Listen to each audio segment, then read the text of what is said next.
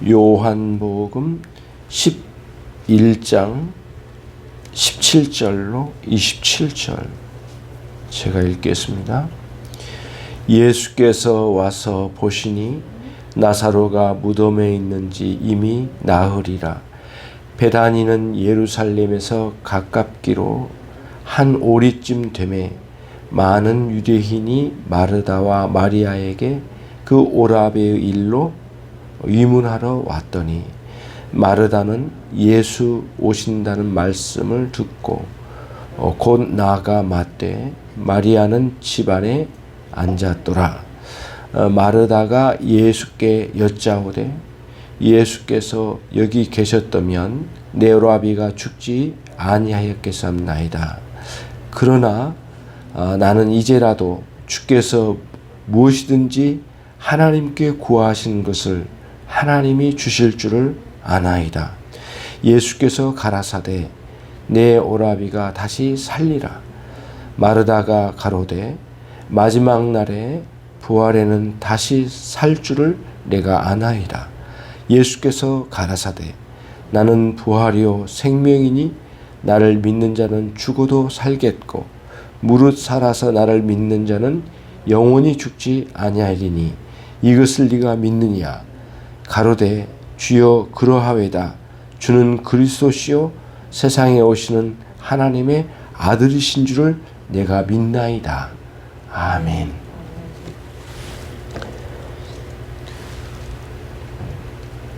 장례식장에 예수님께서 찾아오셨습니다. 사람의 눈에는 예수님이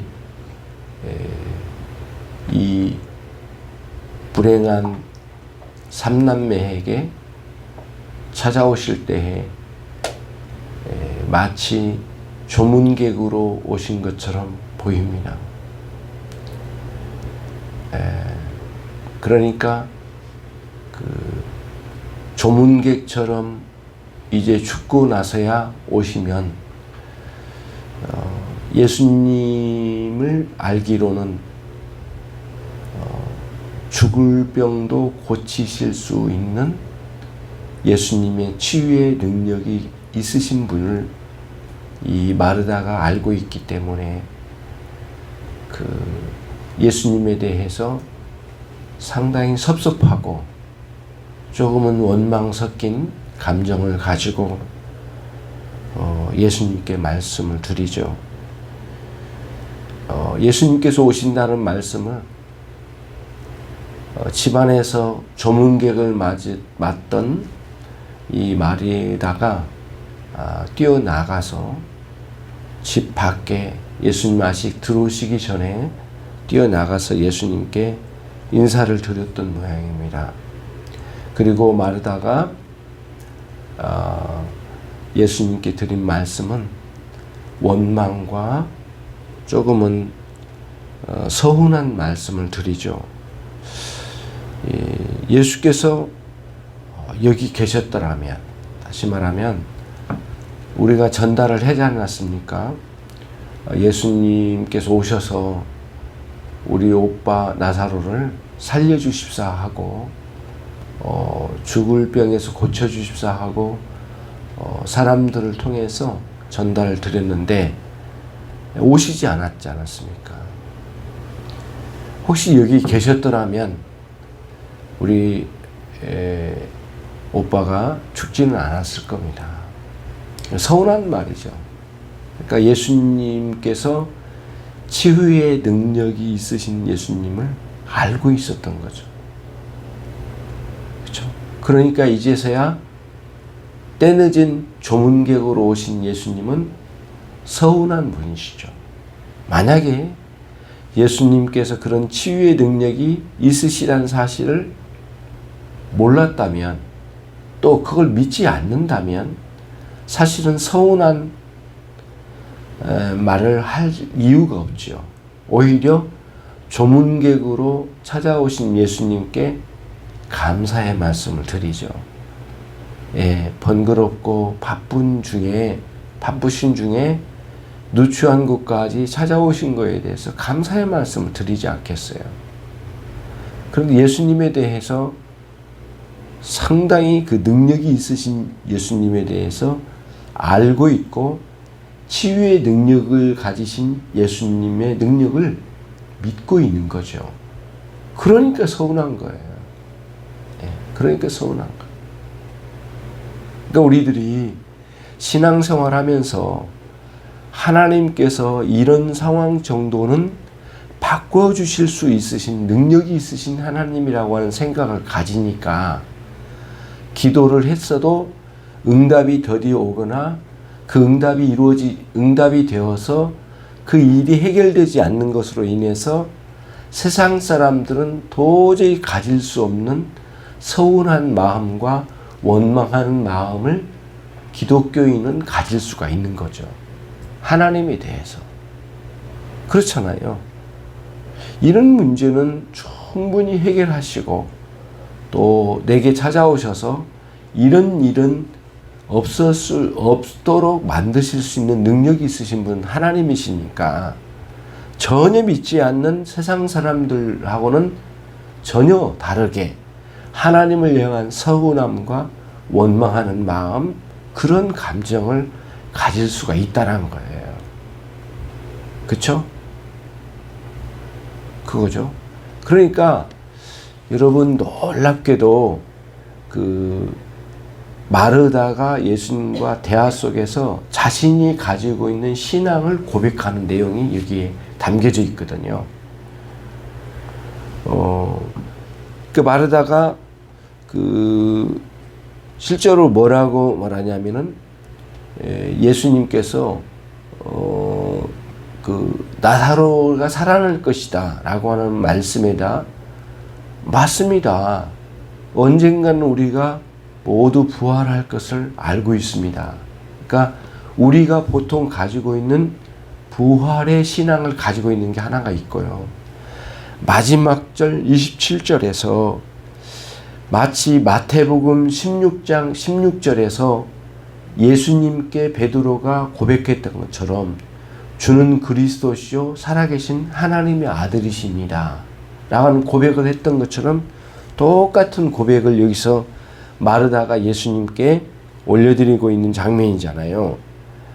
27절에 보시면 가로되 주여 그러하외다 주는 그리스도십니다 그렇게 나오죠. 세상에 오시는 하나님의 아들이십니다. 이 사실을 믿습니다 그랬거든요. 그러니까 저와 여러분이 베드로와 같은 신앙 고백이 있잖아요. 마르다도 같은 신앙 고백이 있는 거예요. 똑같은 신앙. 굉장히 놀랍죠. 부활의 신앙, 베드로가 고백했던 신앙 고백을 다 갖추고 있는 거죠. 그러니까 아주 지극히 정상적인 교리적으로도 틀림이 없는 신앙 고백을 가지고 있는 거예요. 그러나 한계가 있는 거예요. 마르다의 신앙의 한계. 내 앞에 찾아오신 그리스도가 어떤 분이신지를 충분히 이해하지 못한 상태예요. 언젠가는 부활로 모두가 살아날 살아날 것이라고 하는 사실을 믿는 우리와 동일한 신앙의 정상적인 신앙의 교리를 가지고 있는 사람이 마르다였단 말이에요. 그러나 한 가지, 지금 여기 내 앞에 오신 예수님이 인생의 생명을 부여하고 심지어는 죽어 나흘이나 되는 시체 앞에 찾아오셔서 그 시체의 생명을 불어넣어 일으켜 주실 분이라고 하는 이러한 믿음까지는 그 확실하고 놀라운 활발한 생명력 있는 이러한 신앙까지는 가지를 못했다는 거예요. 이게 신앙의 한계였어요. 마르다의 신앙의 한계. 언젠가는 다 살아날 거라고 하는, 부활할 거라고 하는 아는, 언젠가는 미래에 일어날 일들에 대한 믿음을 갖추고는 있지만은 그때의 모든 죽은 인생들을, 그 육체를 다시 살리실 그 주체이신 예수님이란 사실을 알지 못했던 거예요. 그러니까 우리의 부활의 현장에 그 시체, 죽어 없어져 심지어는 육체도 썩어 뭉그러져 다 땅으로 환원되어 버린 상황 속에 있는 우리들에게 놀랍게 다시 찾아 그 자연 속에 묻혀있는 이런 우리 육체를 끌어내어 다시 영혼을 불어넣어 정말 놀랍도록 그 부활의 역사를 일으키신 주체, 그 주관자, 그 실행자가 예수님이시라는 사실을 알지는 못했다는 거예요. 그때까지는 그걸 몰랐어요. 그렇죠? 죽을 병을 고쳐서 살 수 있게 하실 수 있는 능력까지는 알았다.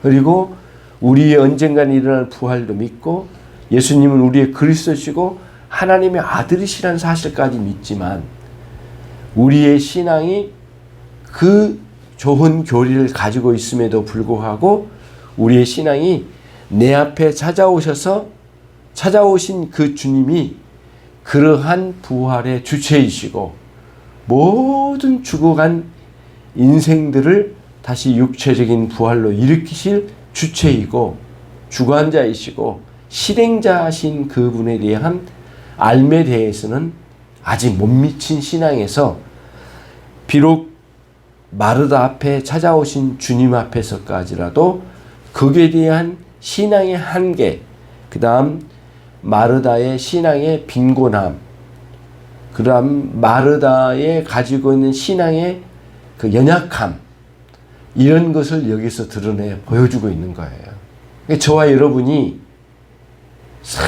생생하게 이 신앙의 실천적인 믿음의 상황까지 갈 수 있는 놀라운 활발하고 충만한 믿음으로 실행할 수 있는 능력까지 못 미칠 때가 참으로 많잖아요. 교리적으로는 알고 있는데 실천적으로는 능력 있게 실행되어진 믿음의 사람으로 살지 못하고 신앙의 빈곤함을 노출시킬 때가 많은 게 우리의 현실이잖아요. 마르다가 그 상황이었단 말이에요. 그러나 부활의 주체가 되시고 심지어는 땅에 묻혀버린 이 시신을 끌어내어 거기에 생명을 불어넣어 주실 미래에 언젠가는 일어날 그 부활의 실행자이시고 그 주관자이시고 주권자이신 그분이 내 앞에 와 계시다는 사실을 깨닫고 그 놀라운 지식을 얻기까지는 아직 주님이 보여주셔야만 하기까지는 거기에 신앙의 빈곤함에 머물러 있는 거예요. 이럴 때가 참 많아요. 세상 사람들처럼 완전히 불신앙은 아니에요.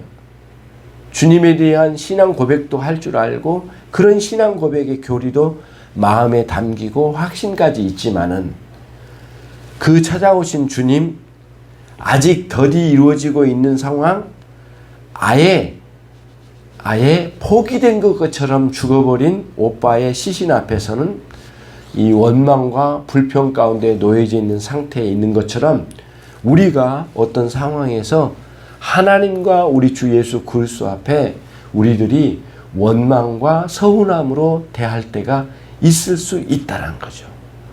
그런 차원에서 이 본문은 새로운 단계의 신앙의 눈을 확 열어주는 거죠. 저와 여러분이 이 본문을 통해서 새로운 깨달음을 통하여 주님이 내 앞에 오셔서 이루실 일이 무엇인지, 그리고 그분의 능력과 권세가 무엇이고 그분의 주권자이신 그분의 주권자로서 어떻게 내 인생을 이끌어 가실 것인지에 대해서 이 마르다 앞에서 보여주신 주님이 내 인생 앞에서 보여주실 우리 주님의 위대한 역사를 실제적으로 경험적으로 우리가 취할 때마다 어떤 우리의 변화가 일어날 수 있는지에 대해서 이 본문이 가르쳐주고 있습니다. 기도하겠습니다. 주님, 감사와 찬양을 드리옵나이다.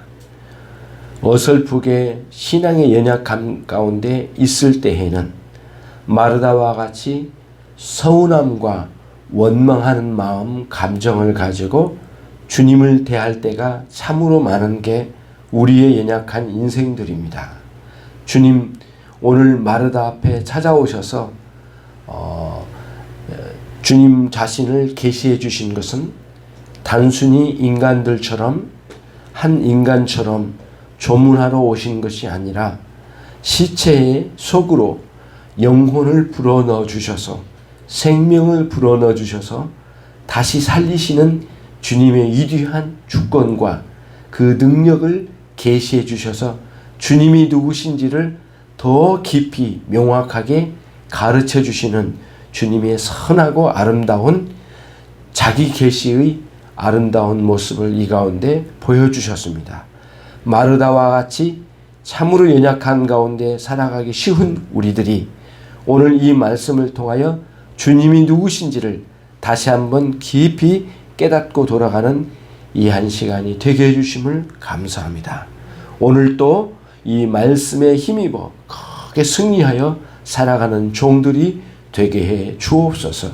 기도하였지만 응답해 주지 않으신 것 같고, 기도하였지만은 주님께서 우리를 찾아오시지 않는 것 같은 상황에 놓여질 때가 많습니다.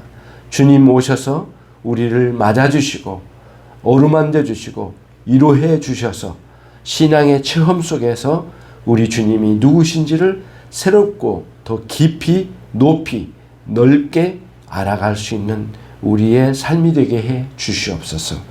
감사하옵고 예수 그리스도의 이름으로 기도 올리옵나이다. 아멘.